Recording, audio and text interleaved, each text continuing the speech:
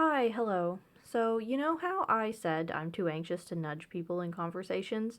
I say anxious and not too polite because internally I am rolling my eyes out of my head most of the time when an extrovert is going on and on, not taking the hint from others' lack of response that they're not interested. But the thing is, the way I was raised and being so socially aware myself, I don't know how to actually do that without being rude. Like, literally, is there a way to tell someone to shut up politely?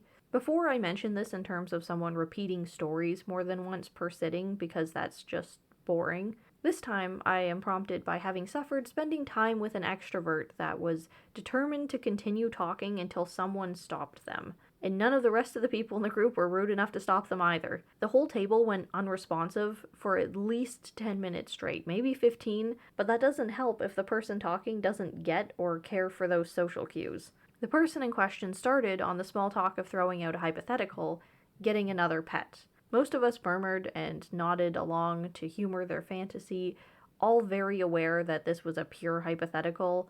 They shouldn't get a pet, can't get a pet, and won't get a pet. So anywhere this goes is moot in the end.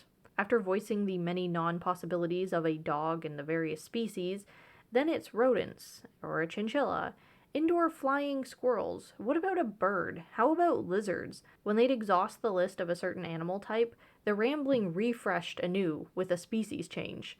And all of it was just talking for the sake of talking. They'd pick up and keep going whenever it ended on a silence because no one else wanted to engage with that topic or know where to go from that extended drought. Sometimes silence is awkward, I get that. I personally don't find silence awkward unless it's there because the conversation ended abruptly or badly. I'd much rather sit in silence with someone than have them ramble on about nothing indefinitely. But that's just me.